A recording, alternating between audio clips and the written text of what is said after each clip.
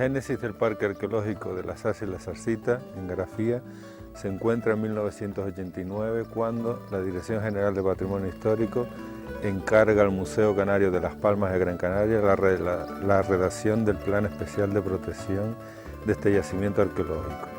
Sin embargo, hubimos de esperar hasta el año 94 para que nuevamente se retomara la idea, y fue posible gracias a la firma de un convenio de colaboración entre la propia Dirección General de Patrimonio Histórico de Canarias, el Cabildo Insular de La Palma y el Ayuntamiento de Garafía. La Dirección General de Patrimonio Histórico compró todos los terrenos del Parque Arqueológico, que básicamente coinciden con la cuenca de los barrancos de la Zarza y la Zarcita hasta el Caboco, donde están los grabados.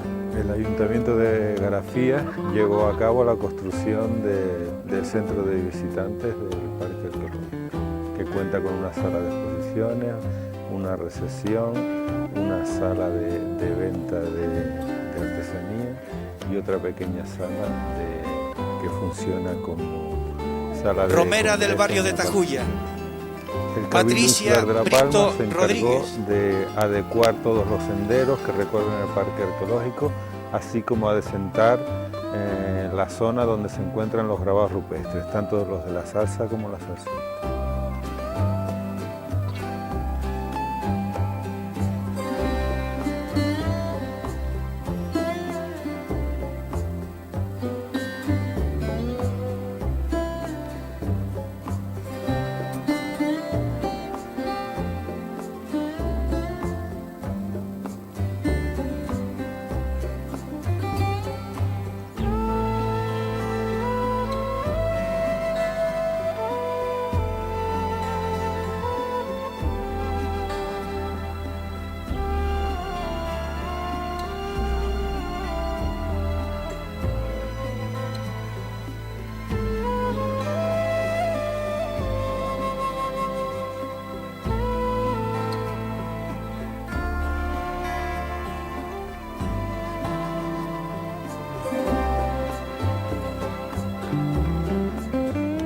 Soy el guía del Parque Cultural La Zarza, un poco para hablar de lo que es el parque y los servicios que prestamos. Bueno, pues es un parque arqueológico, tiene quizás las dos estaciones de grabado Romera del rupestre barrio más de Dos importantes Pinos. de La Palma Thais sin duda Pérez y de Rodríguez. Canarias posiblemente.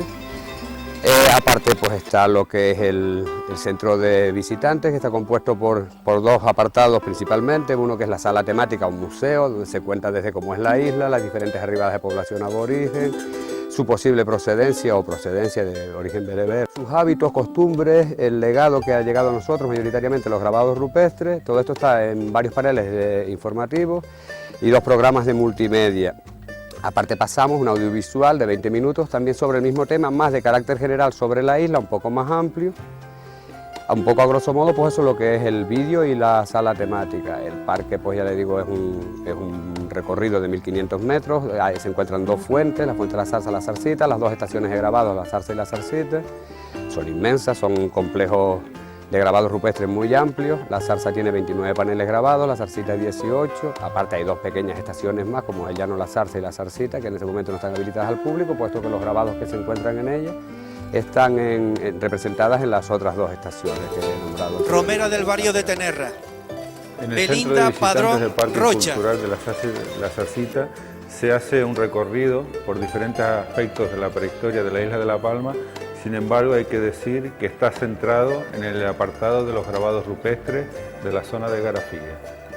En primer lugar, nos encontramos con un panel explicativo sobre los diferentes aspectos de la evolución cronológica del poblamiento prehispánico de la isla, estableciendo una serie de hitos fundamentales en cada época.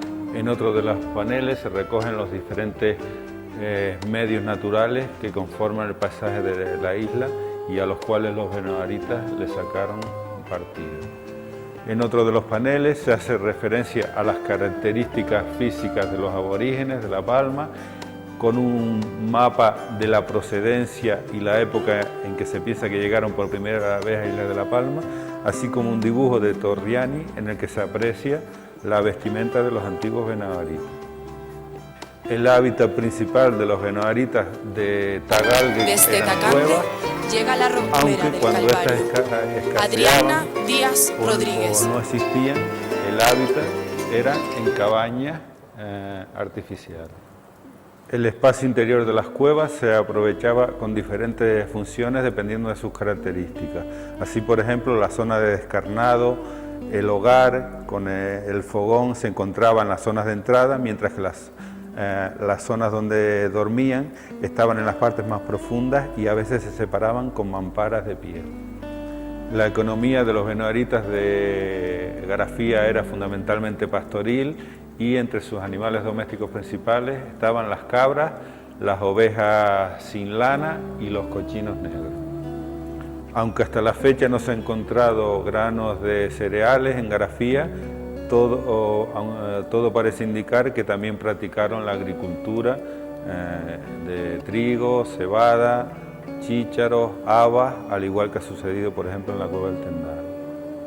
Su dieta alimenticia se completaba con la pesca y el marisqueo. En cuanto a sus creencias mágico-religiosas, se destaca la presencia de su dios Abora, que tenía la facultad de personificarse en determinados elementos naturales como el roque y daf. También contaban con idolillos de barro en los cuales hacían representaciones esquemáticas de la figura humana. Romera del barrio de La Rosa, Miriam Bautista Martín. A sus muertos los metían en cuevas, que a veces, si eran personajes importantes, se envolvían en pieles, y la cista era delimitada con tablones de madera o bien muros de piedra seca, e invariablemente iban acompañados de ajuar funerario, como vasijas, piezas líticas, cuentas de collar, etc. En 3 paneles se hace referencia a la historia de la investigación arqueológica sobre el hallazgo de grabados rupestres, desde el descubrimiento de Belmaco en 1752, pasando al interés que estas manifestaciones suscitan a lo largo del siglo XIX, hasta llegar al descubrimiento de los petroglifos de la zarza y la zarcita en 1941. En 1995, dentro del proyecto de creación del Parque Cultural de la Zarza y la Zarcita, se llevaron a cabo varias excavaciones en algunos cejos del Caboco de la Zarza. En un gran panel... Romera del barrio de La Rosa, Miriam Bautista Martín. En la maqueta del mapa de La Palma se recogen las 3 principales zonas de concentración de grabados rupestres que coinciden con el municipio de Garafía. Romera del barrio de Fátima, Sonia Pereira Monterrey. Y el pico de Vejenado en el parque. Los grabados rupestres eran realizados mediante el picado con piedras, que podía ser bien de forma directa o indirecta, y a veces se abrasionaba. En otra de las maquetas se recoge el momento en que 2 benoaritas realizaron los grabados rupestres del Caboco de la Zarza. También aparecen 4 paneles en los cuales se recogen los 4 tipos de grabados rupestres geométricos de la isla de La Palma.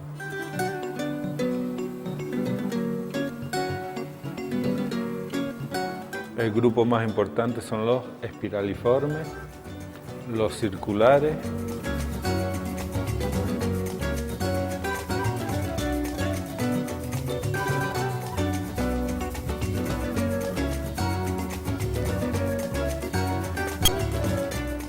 y los meandriformes.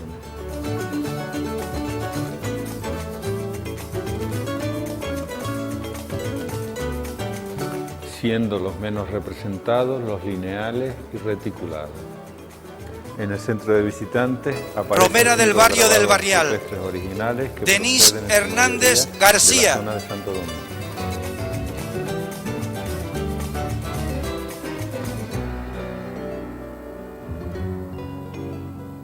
Varios de estos paneles estuvieron en 1992 en la Expo Universal de Sevilla. Finalmente también se encuentra la única estela grabada con un meandriforme que se ha encontrado hasta el momento en la prehistoria de La Palma.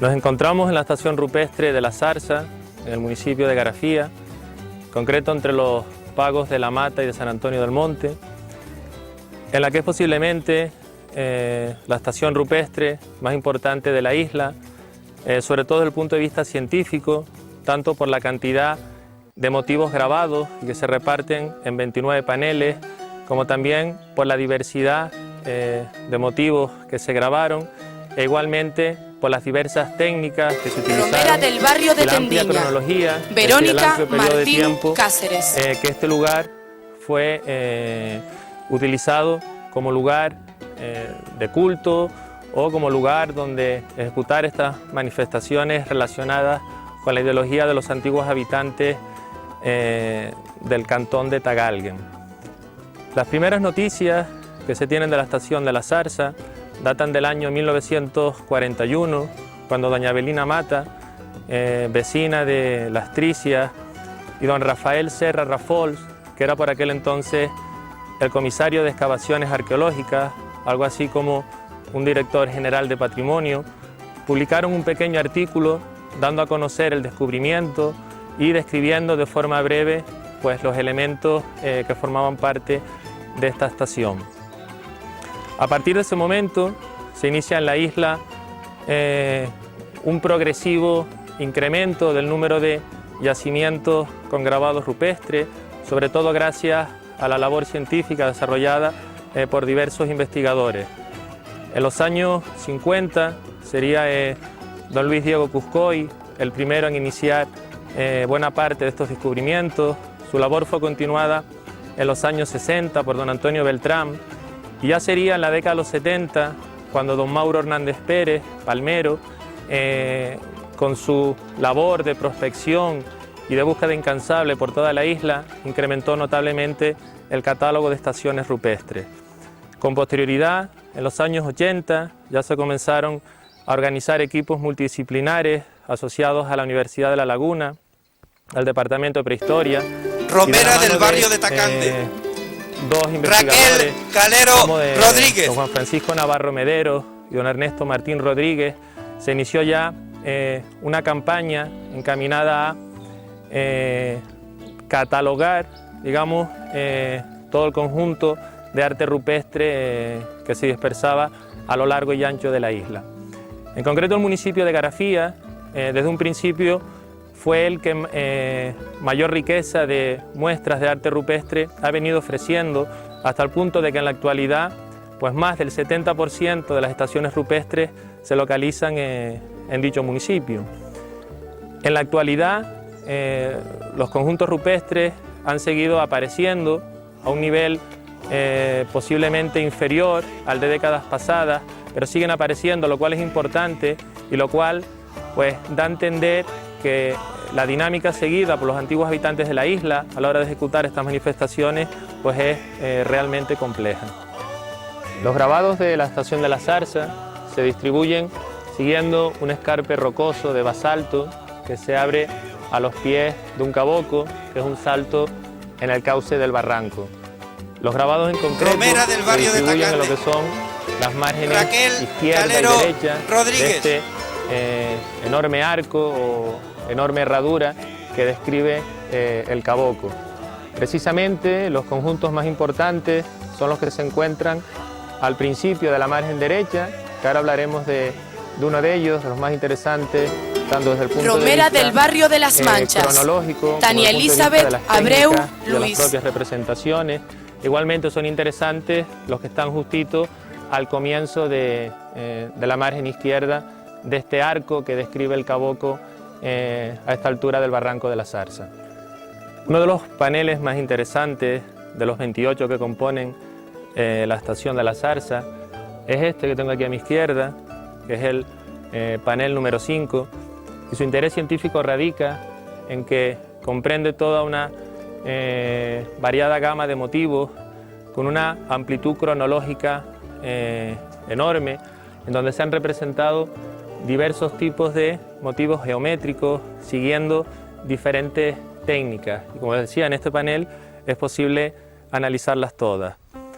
De entrada hay que decir que en lo que son las técnicas para la ejecución de estos grabados La principal de ellas es la del picado, que puede ser bien de forma continua o bien de forma discontinua.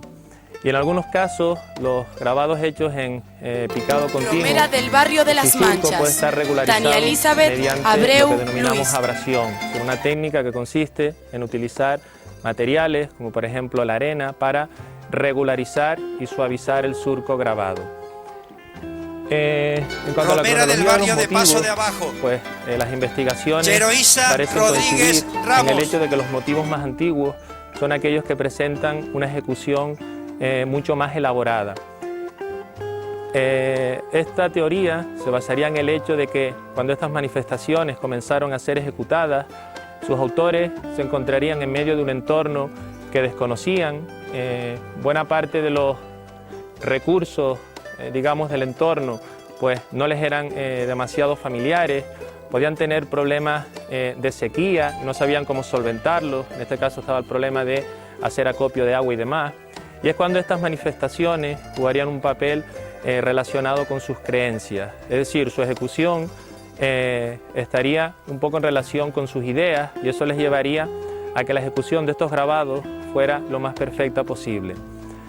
A medida que ya ellos se fueron familiarizando con el entorno y con sus recursos, la ejecución de estos grabados continuó, pero parece ser que más por mimetismo, es decir, era algo que ya estaba en la mentalidad de los individuos que llegaron aquí con posterioridad a lo largo de la fase cerámica cuarta, y siguieron haciéndolos porque eran grabados o eran motivos que ellos ya veían, que se habían familiarizado con ellos, y como decía, seguían ejecutándolos, pero más por costumbre que porque realmente tuvieran un significado real dentro de lo que su mentalidad les indicaba.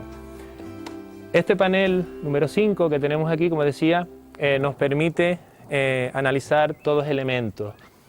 Se ve, por ejemplo, cómo se mezclan motivos circuliformes y espiraliformes.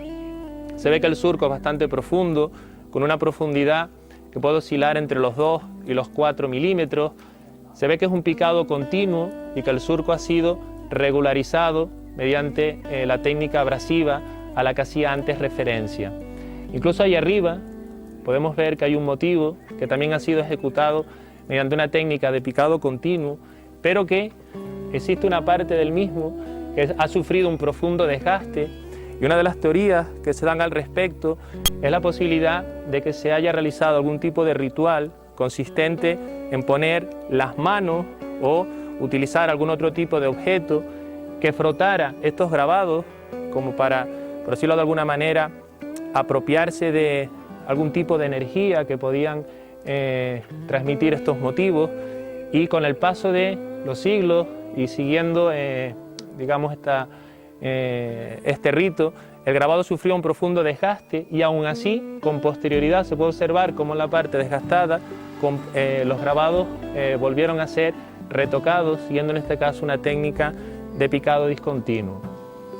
Y por último, aquí tenemos uno de esos motivos en donde se ve claramente la técnica del picado. Es un motivo bastante sencillo, bastante poco profundo, en donde no se recurrió a esa técnica abrasiva que sí que vemos en los demás motivos del panel, y que nos da a entender que este sería uno de esos motivos realizado por el grupo que se instaló de forma temporal en esta zona del Caboco de la Zarza.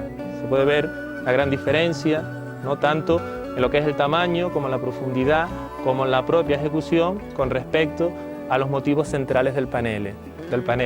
Y a esto es lo que hacía referencia cuando decía que seguramente estos motivos jugarían un papel importante en lo que era su conjunto Romera del barrio del centro. formarían parte seguramente Ariana de algún tipo de ritual, González mientras que Taño. este motivo de aquí sería representado más como una práctica de mimetismo, es decir, de copiar unos motivos con los que ellos ya estaban pues bastante familiarizados. Al pie del Caboco de la Zarza se abren una serie de oquedades, de pequeñas covachas que parecían indicar que habían sufrido algún tipo de ocupación, aunque fuera estacional, durante el pasado.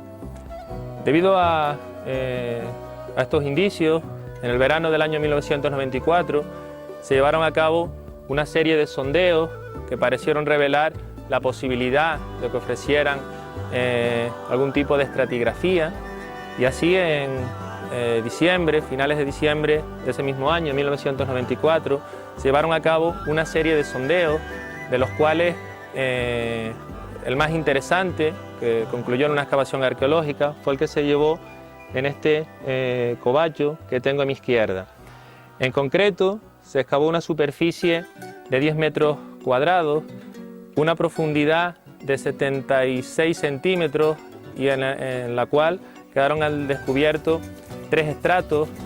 En cuanto al material arqueológico descubierto, cabe destacar diversos útiles de industria lítica realizados en basalto, algunos fragmentos de objetos de madera y cerámica asociada a la fase 4.